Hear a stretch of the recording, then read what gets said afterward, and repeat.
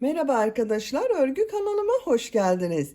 Hem kız hem erkek çocuk için yapabileceğiniz tığ işi bebek hırkası yaptım. Bugün bu hırka anlatımını sizlerle paylaşmak istiyorum.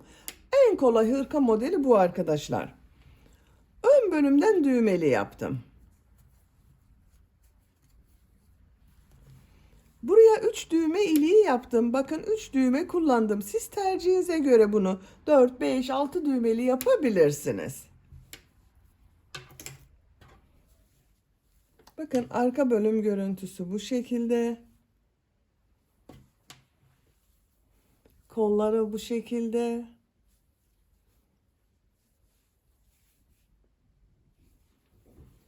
Bu hırka örgüsünde ben bugün pembe renkli iplik kullandım arkadaşlar. Bu ipliği kullandım. Kullandığım iplik üzerinde 100 gram iplikte 320 metre var. Bu iplikten bir yumak iplik bitti. İkinci yumak iplikten bakın bu iplikten şurada başladım arkadaşlar. Buradan itibaren ikinci yumak iplik kullandım. Siz daha büyük çocuk için yapıyorsanız 1,5 adet iplik yeterli olacaktır. Tığ olarak 5 numara 3 milimetre tığ kullandım. Benim elim çok sıkı değil. Yaptığım tığ işi örgüler yumuşak oluyor.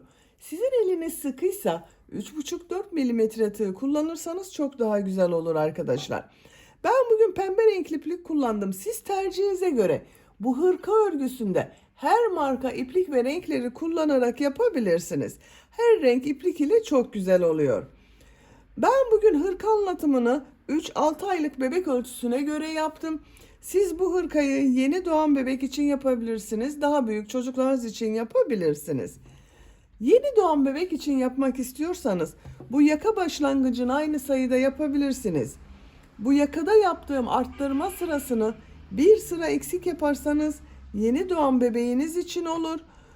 Bu yaka bölümünü aynı sayıda başlayıp bu arttırma sırasını benim yaptığımdan bir sıra fazla yaparsanız 6-12 aylık bebekleriniz için olur. 1-2 yaş için yapmak istiyorsanız yine yaka başlangıcını aynı yapabilirsiniz arkadaşlar.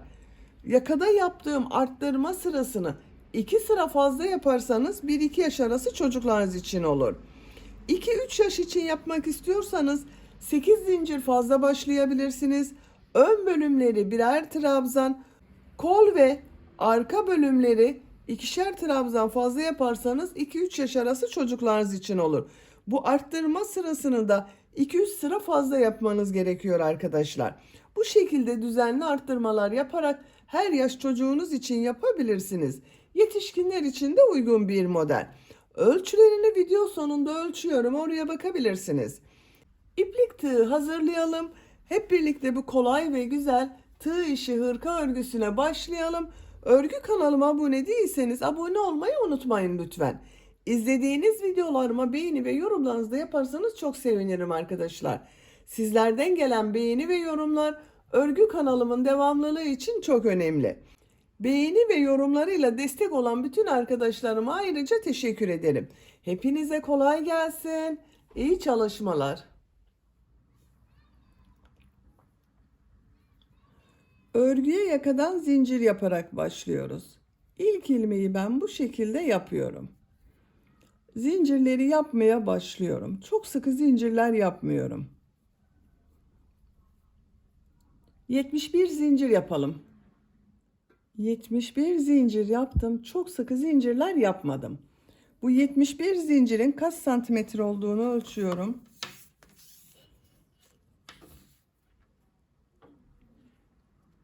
30 santimetre zincir uzunluğu var arkadaşlar. Elimin sıklığına göre 30 santimetre için ben 71 zincir yaptım.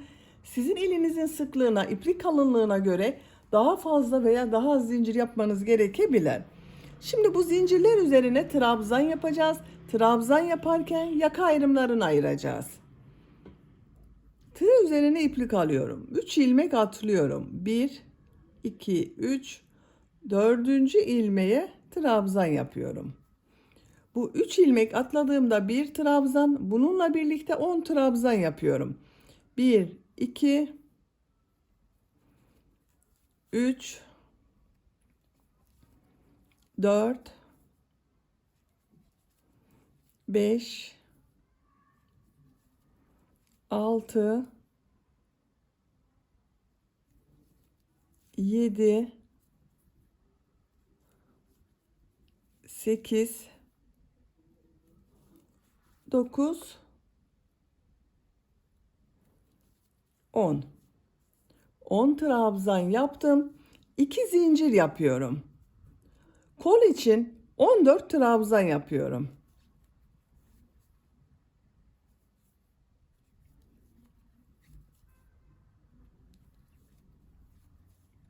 14 trabzanı yapalım. Kol bölümü için 14 trabzan yaptım. 2 zincir yapıyorum. 20 trabzan yapıyorum.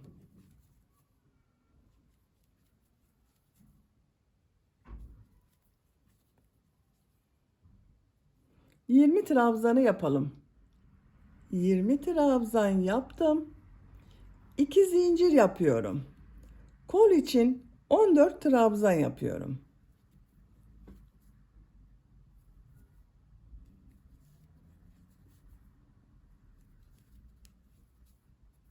14 trabzanı yapalım. Kol bölümü için 14 trabzan yaptım. Arttırma yeri için 2 zincir yapıyorum. 10 trabzan yapıyorum.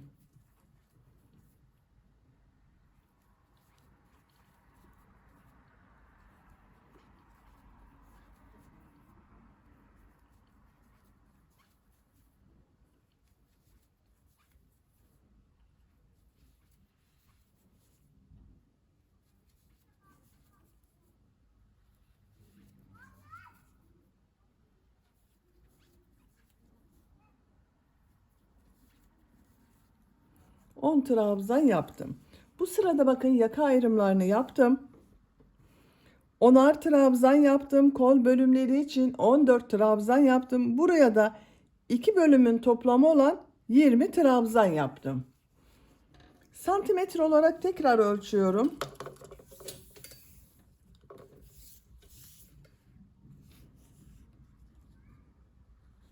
29 santimetre arkadaşlar. İkinci sıradayım. Bir zincir yapıyorum. Örgüyü çeviriyorum. İlk ilmeğe trabzan yapıyorum. 10 trabzan yapıyorum.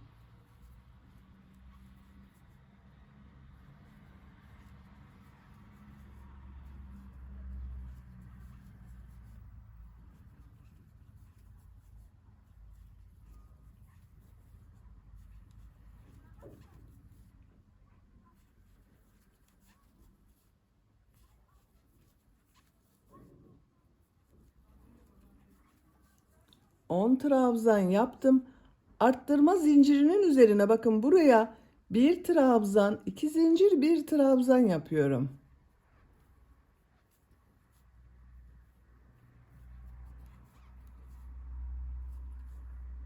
14 trabzan yapıyorum.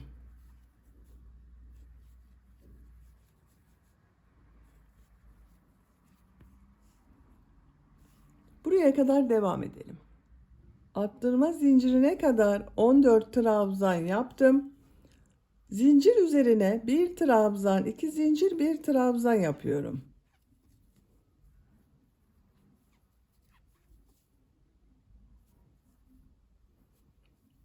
20 trabzan yapıyorum.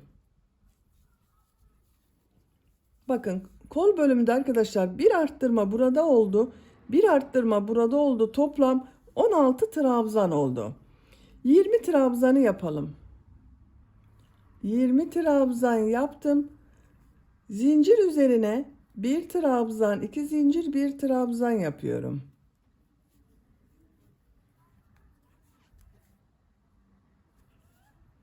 14 trabzan yapıyorum. Bakın burada da bir burada arttırma oldu. Toplam 22 trabzan oldu arkadaşlar. 14 trabzanı yapalım.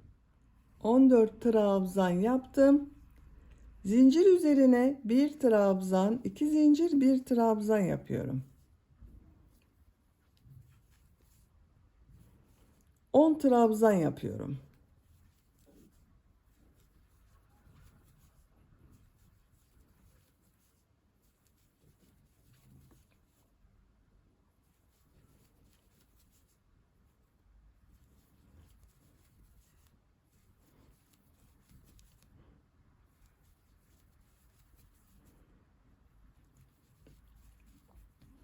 Bakın son trabzanı bu ilk sırada 3 ilmek atlayarak bir trabzan yaptım. Bunun 3. ilmeğe tığ takıyorum, trabzan yapıyorum. 2, 4, 6, 8, 10, 11 trabzan oldu bakın. Bu sırada arttırma yerlerinde bir trabzan, 2 zincir, bir trabzan yaptık. 3. sıradayım. Bir zincir yapıyorum, örgüyü çeviriyorum. Bu sırada bu arttırma yerlerinde 2 trabzan, 2 zincir, 2 trabzan yapacağız.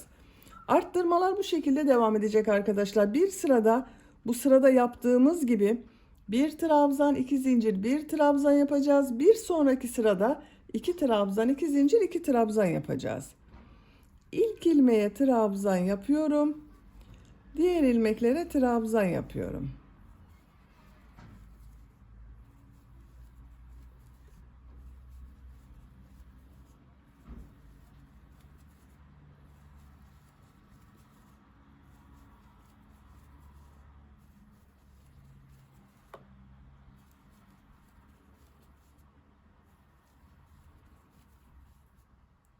Zincir üzerine 2 trabzan, 2 zincir, 2 trabzan yapıyorum.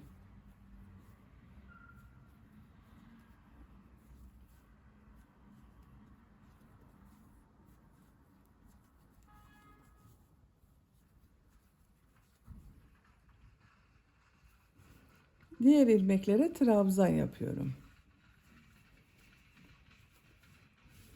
Buraya kadar devam edelim. Arttırma zincirine kadar trabzan yaptım. Zincir üzerine 2 trabzan, 2 zincir, 2 trabzan yapıyorum.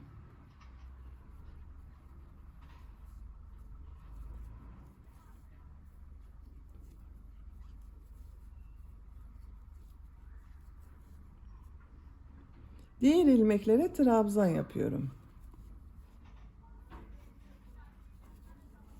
Bakın, bu sırada arttırma yerlerinde 2 trabzan, 2 zincir, 2 trabzan yaptık.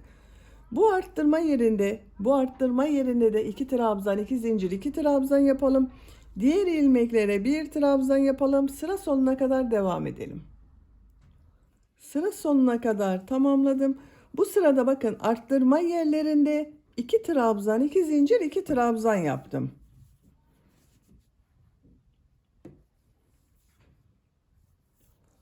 Dördüncü sıradayım. Bir zincir yapıyorum, örgüyü çeviriyorum.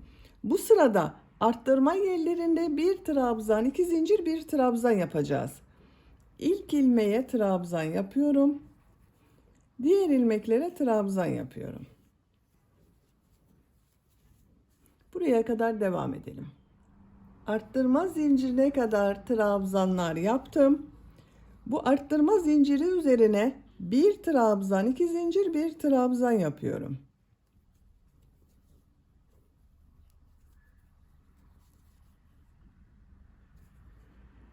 Diğer ilmeklere trabzan yapıyorum.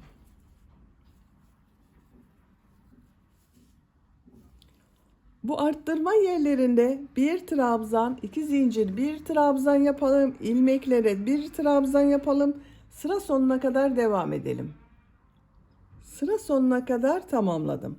Bu sırada arttırma yerlerinde bir trabzan, 2 zincir, bir trabzan yaptım. 5. sıradayım. Bir zincir yapıyorum, örgüyü çeviriyorum. İlk ilmeğe trabzan yapıyorum. Diğer ilmeklere trabzan yapıyorum. Buraya kadar devam edelim. Arttırma zincirine kadar trabzan yaptım. Zincir üzerine 2 trabzan, 2 zincir, 2 trabzan yapıyorum.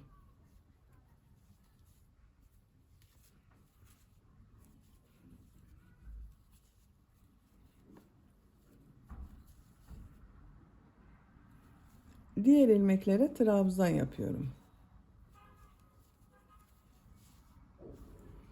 Arttırma yerlerine 2 trabzan, 2 zincir, 2 trabzan yapalım. Sıra sonuna kadar devam edelim. Sıra sonuna kadar tamamladım. Bu sırada arttırma yerlerinde 2 trabzan, 2 zincir, 2 trabzan yaptım.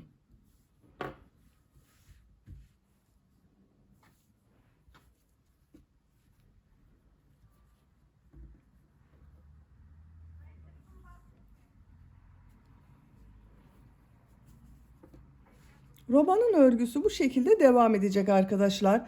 Bu 4 yerden düzenli arttırmalar yapacağız. Bir sırada bir trabzan, 2 zincir, bir trabzan, ikinci sırada 2 trabzan, 2 zincir, 2 trabzan şeklinde arttırma yapıyoruz. Yapacak olduğunuz çocuğun büyüklüğüne göre bu 4 yerden arttırmalar yaparak roba örgüsünü tamamlayalım. Roba örgüsünü bu 4 yerden düzenli arttırmalar yaparak yapacağım ölçüye göre tamamladım. 1, 2, 3, 4, 5, 6, 7, 8, 9, 10 sıra yaptım. Santimetre olarak ölçüyorum. 9 santimetre yükseklik var.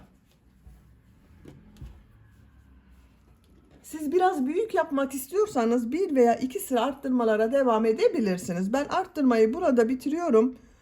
11. sırada kol ve gövde bölümünü birbirinden ayırıyorum.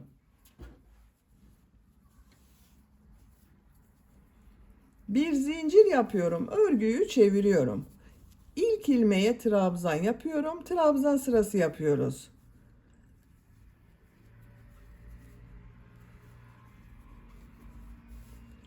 Arttırma zincirine kadar devam edelim. Arttırma zincirine kadar trabzan yaptım. Zincir üzerine 2 trabzan yapıyorum. Kol altı için bir zincir yapıyorum. Tığ üzerine iplik alıyorum. Kolda bulunan bütün ilmekleri atlıyorum. Arttırma zinciri üzerine 2 trabzan yapıyorum. Bakın bir zincir ile ön ve arka bölümü birleştirdik. Görüntüsü bu şekilde oldu. İlmekler üzerine trabzan yapıyorum. Arttırma zincirine kadar devam edelim. Arttırma zincirine kadar trabzan yaptım. Zincir üzerine 2 trabzan yapıyorum. Kol altı için bir zincir yapıyorum. Kolda bulunan bütün ilmekleri atlıyorum. Zincir üzerine 2 trabzan yapıyorum.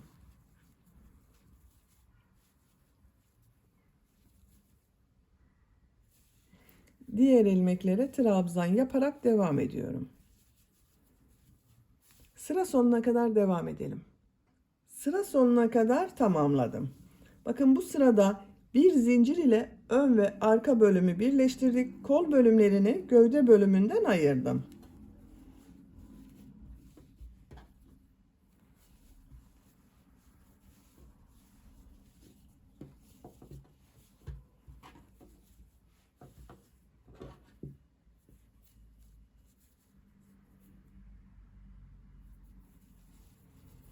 Bir zincir yapıyorum, örgüyü çeviriyorum. Trabzan sırası yapıyoruz.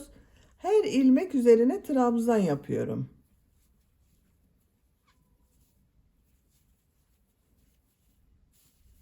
Buraya kadar devam edelim.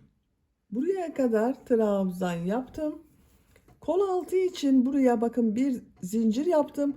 Bu zincir üzerine 3 trabzan yapıyorum.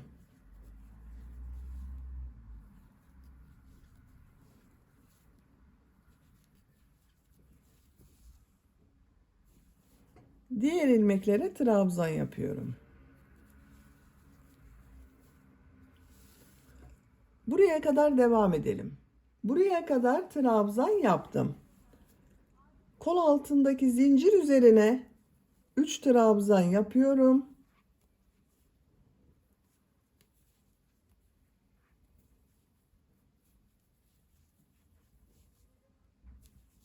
Diğer ilmeklere trabzan yapıyorum.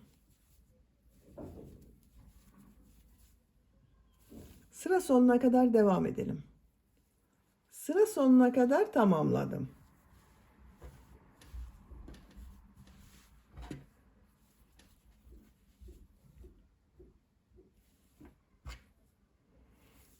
Bir zincir yapıyorum, örgüyü çeviriyorum.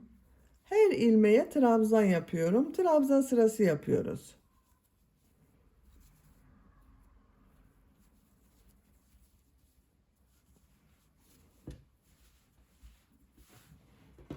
Yapacak olduğunuz çocuğun büyüklüğüne göre bu trabzan sırasını tekrarlayarak gövde örgüsüne devam edelim. Gövde yüksekliğini yapacağım ölçüye göre tamamladım. 1, 2, 3, 4, 5, 6, 7, 8, 9, 10, 11, 12, 13, 14, 15, 16 trabzan sırası yaptım. Santimetre olarak ölçüyorum. 15 santimetre gövde yüksekliği yaptım arkadaşlar. Burada bitirmiyorum. Bu uç bölümde bir düz bir ters trabzanlar yapıyorum. Siz biraz uzun yapmak istiyorsanız 2 sıra trabzan sırası daha yapabilirsiniz. 3 zincir yapıyorum. Örgüyü çeviriyorum. Bu ilk trabzan düz taraftan boşluktan alıyorum. Trabzan yapıyorum. Ters taraftan boşluktan alıyorum. Trabzan yapıyorum. Bakın nasıl yaptığımı gösteriyorum. Şu şekilde üzerine yapmıyorum. Tığ şu şekilde bakın trabzan boşluğuna takıyorum. Trabzan yapıyorum. Bir düz bir ters trabzanlar yapıyoruz.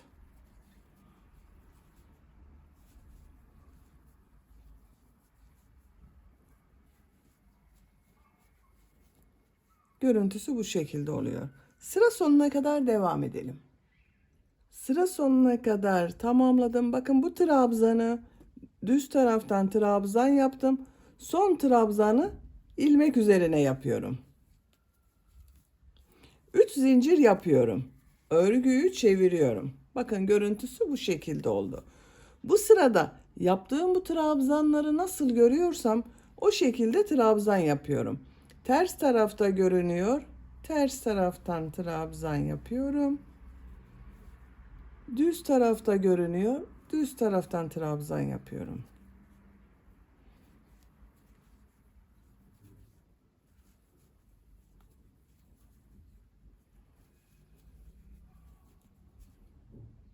Sıra sonuna kadar devam edelim. Sıra sonuna kadar tamamladım. Son trabzanı bu şekilde yapıyorum. Sıra sonuna kadar tamamladım. Son trabzanı bu şekilde yapıyorum. Görüntüsü bu şekilde oldu. Bakın burada 2 sıra bir düz bir ters trabzan yaptım. Benim yaptığım ölçü için bu yeterli görüyorum. Siz tercihinize göre bir sıra daha bir düz bir ters trabzan yapabilirsiniz. Şimdi ön patları yapalım. Sık iğne sırası yapıyorum.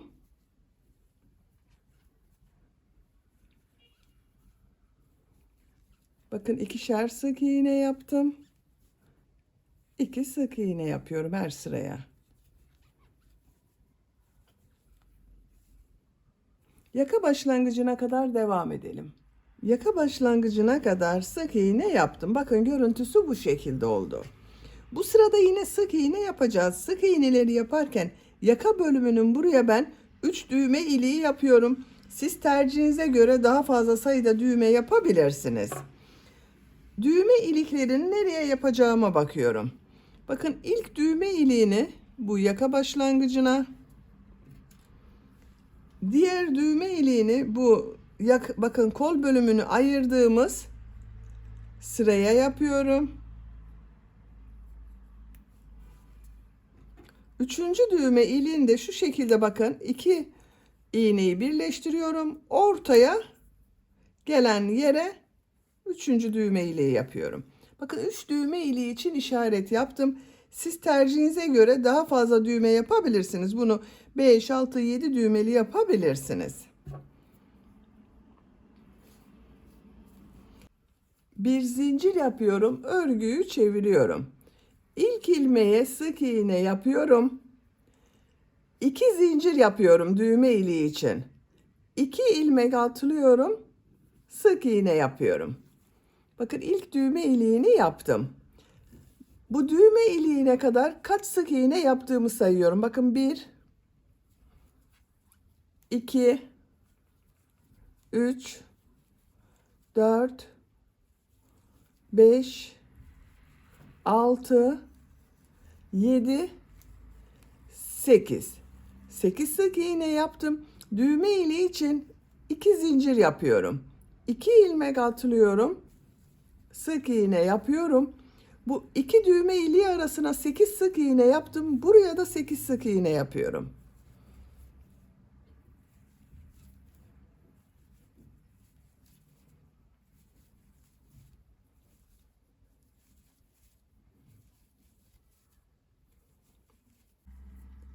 Sekiz sık iğne yaptım. Düğme iliği için 2 zincir yapıyorum.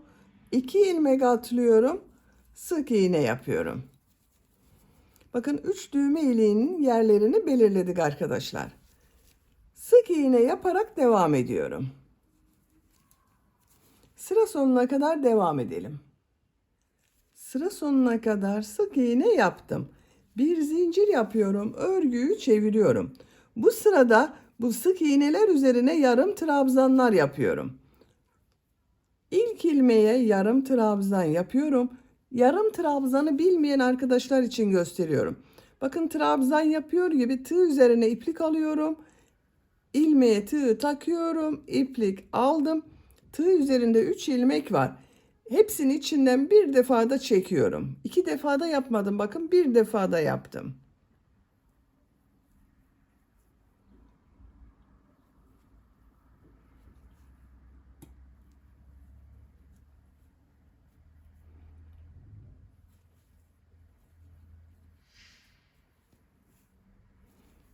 Bu düğme iliğine kadar devam edelim. Düğme iliğine kadar yarım trabzan yaptım. Bu düğme iliği için 2 zincir yaptım. 2 zincir üzerine 2 yarım trabzan yapıyorum. Diğer ilmeklere yarım trabzan yapıyorum. 8 yarım trabzan yapıyorum.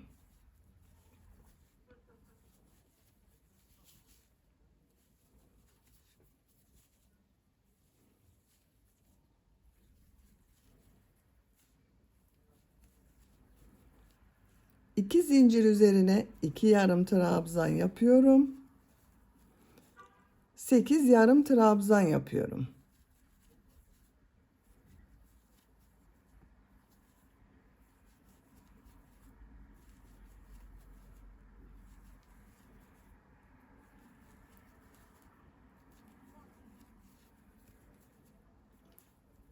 İki yarım trabzan yapıyorum.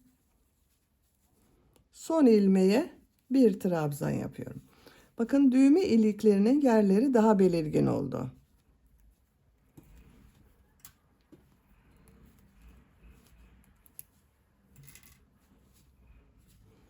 Yaka çevresinde sık iğne yaparak devam ediyorum. Bu ilk ilmeğe sık iğne yapıyorum. Diğer ilmeklere sık iğne yapıyorum. Sık iğne yaparken bakın bu iplik ucunu sık iğne arasında tutuyorum.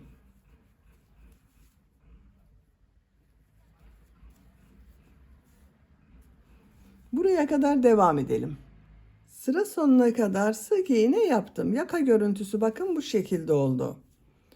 Burada da sık iğneler yapmaya devam edeceğiz arkadaşlar. Ama ben bu yaka bölümünün bakın düzgün görünmesi için, bunun gibi görünmesi için ilk 2 sırayı iplik ucunu çıkarıp onunla yapıyorum. Bakın bu ipliği burada bekletiyorum. Bu ilk ilmeğe ipliği bağlıyorum. Buradan ilmek yapıyorum. Sık iğne yapıyorum.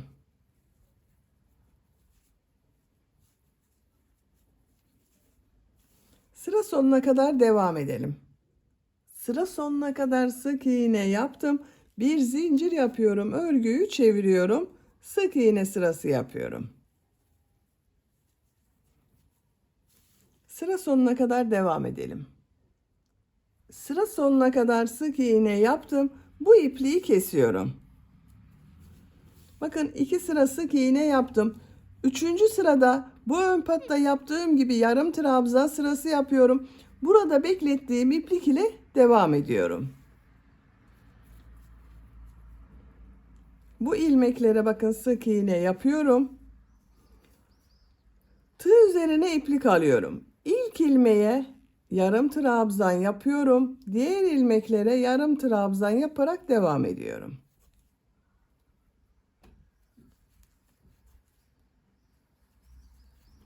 Bakın yaka görüntüsünün dönüş yeri bu şekilde oldu. Bakın güzel oldu. Sıra sonuna kadar devam edelim. Sıra sonuna kadar yarım trabzan yaptım. İpliği kesiyorum.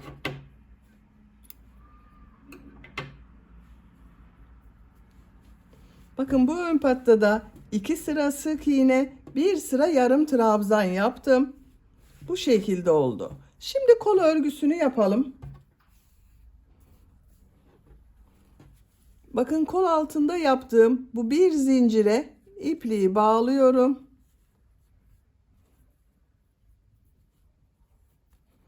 Buradan ilmek yapıyorum. Trabzan sırası yapıyoruz. Bu arttırma yerine kol bölümü için 2 trabzan yapıyorum. Diğer ilmeklere trabzan yaparak devam ediyorum.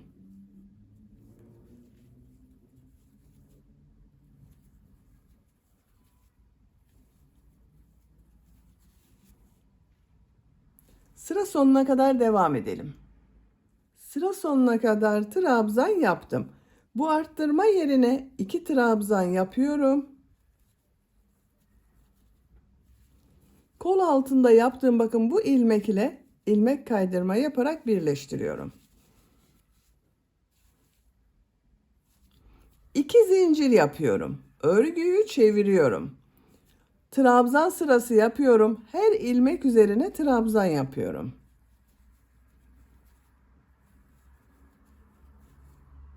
Sıra sonuna kadar devam edelim. Sıra sonuna kadar sık iğne yaptım. Bu ilk ilmek ile ilmek kaydırma yaparak birleştiriyorum. 2 zincir yapıyorum. Örgüyü çeviriyorum. Her sırada örgüyü çevirerek örüyorum arkadaşlar. Bakın yuvarlak devam etmiyorum. Örgüyü bu şekilde çeviriyorum.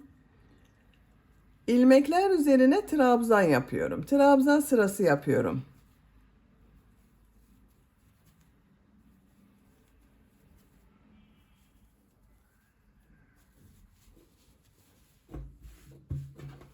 Bakın bu şekilde oluyor. Sıra sonunda örgüyü çevirmeden yuvarlak olarak devam ederseniz bu gövde bölümü ile kol bölümü arasında görüntü farklılığı olur arkadaşlar. Görüntü farklılığı olmaması için sıra sonunda örgüyü çevirerek örüyoruz. Bakın bir sırada düz taraftan, bir sırada ters taraftan trabzan yapıyoruz. Kol örgüsü bu şekilde devam edecek. Trabzan sırası yaparak kol örgüsüne devam edelim. Kol örgüsünü yapacağım ölçüye göre bakın bu şekilde yaptım. Kaç sıra yaptığımı sayıyorum. Bu birleştirme yaptığım sıradan sonra bakın 2, 4, 6, 8, 10, 12, 14. Son sırada ilmek kaydırma yaparak sırayı birleştirdim. Kol örgüsünü burada bitirmiyorum. Bakın diğer kol örgüsünde aynı şekilde başladım. 14 trabzan sırası yaptım. Kol ucunda burada yaptığım gibi bir düz bir ters trabzanlar yaptım. Bu kol ucunu sizinle birlikte yapalım.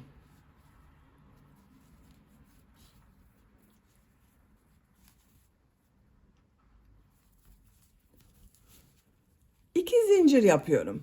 Bu sırada bir düz bir ters trabzanlar yapacağız. Bu trabzanları yaparken arada 2 trabzanı birlikte yaparak kesmeler yapıyorum. İlk trabzan düz taraftan trabzan yapıyorum. Ters taraftan trabzan yapıyorum.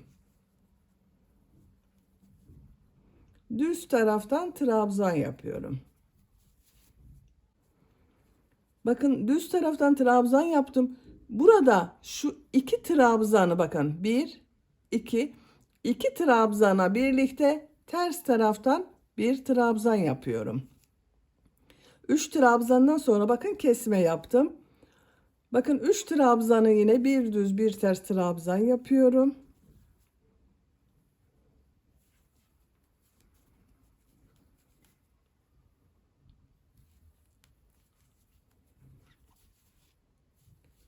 Bu 2 trabzanı ters taraftan Boşluktan alıyorum, trabzan yapıyorum.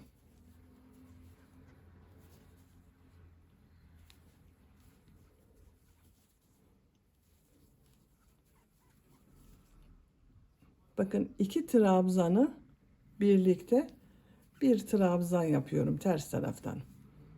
Her 3 trabzandan sonra kesme yapıyorum birlikte yaparak arkadaşlar. Sıra sonuna kadar devam edelim. Sıra sonuna kadar tamamladım. Sıra başında bakın düz taraftan trabzan ile başladım. Sıra sonunda düz taraftan trabzan ile bitirdim. İlk ilmek ile ilmek kaydırma yaparak birleştiriyorum. Bu sıra başında yaptığım 2 zincir ters tarafta görünen trabzan oldu. Bakın kol ucu biraz daraldı arkadaşlar. 2 zincir yapıyorum. Bu sırada bu trabzanları nasıl görüyorsam o şekilde trabzan yapıyorum.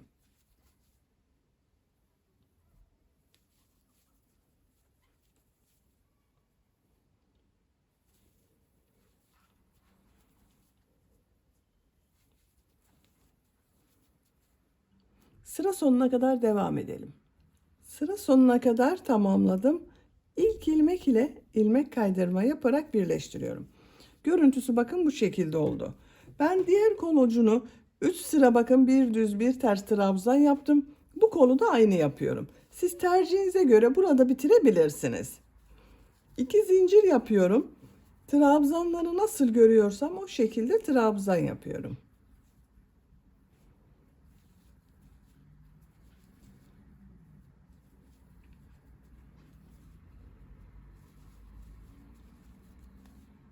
Sıra sonuna kadar devam edelim.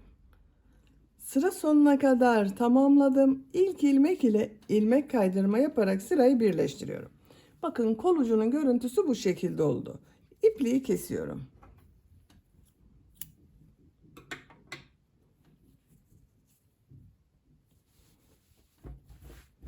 Bakın arkadaşlar, kolun görüntüsü bu şekilde oldu. Siz de diğer kol örgüsünü aynı şekilde başlayıp tamamlayabilirsiniz.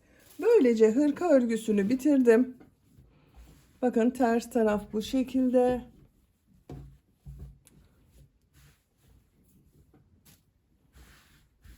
Çok güzel oldu arkadaşlar. Buraya düğmelerini dikerek kullanabiliriz artık. Bitmiş olarak ölçülerini söylüyorum.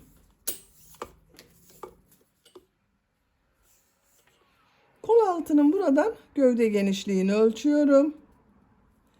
25 santimetre. Kol altından yüksekliği ölçüyorum. 17 santimetre. Omuzdan yüksekliği ölçüyorum. 28 santimetre. Kol yüksekliğini ölçüyorum. Bakın kol altından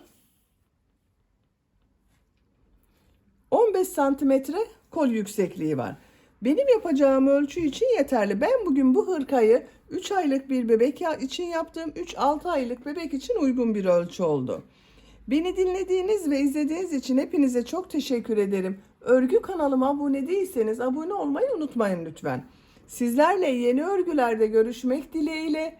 Hoşça kalın, sevgiyle kalın.